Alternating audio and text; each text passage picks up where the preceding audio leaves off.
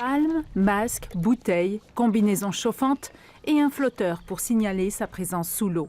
Nathalie Lasselin se prépare à plonger dans le Saint-Laurent.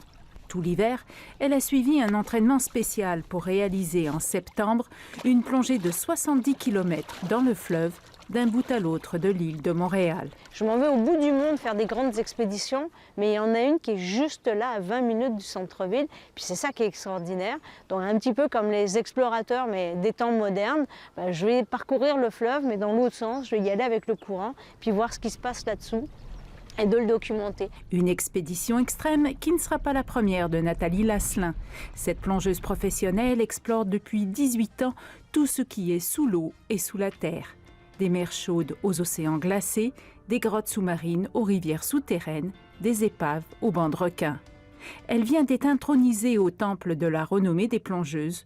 Une belle reconnaissance professionnelle pour cette passionnée qui a donc décidé d'explorer le Saint-Laurent autour de Montréal.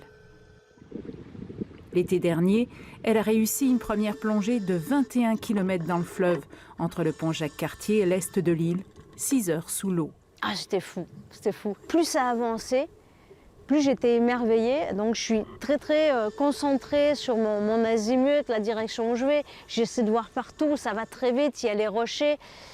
Puis quand je suis arrivée à la fin, je me suis dit, OK, je l'ai fait, j'ai vu. Il y a effectivement énormément de choses à documenter, il va falloir que je revienne. La plongée de 70 km doit se faire à la mi-septembre, quand les conditions seront maximales pour assurer sa réussite. Nathalie Lasselin prévoit passer entre 30 et 40 heures sous l'eau, sans en sortir. Elle va se nourrir d'aliments liquides et dormir dans le fleuve. Je vais rester sous l'eau, parce qu'on peut réussir, on peut atteindre des objectifs incroyables, on peut réussir des grandes choses si on s'engage pleinement dans ce qu'on fait. Au-delà de cet exploit fou, Nathalie se donne aussi la mission de faire des prélèvements qui seront analysés par des scientifiques pour évaluer l'état de santé du Saint-Laurent.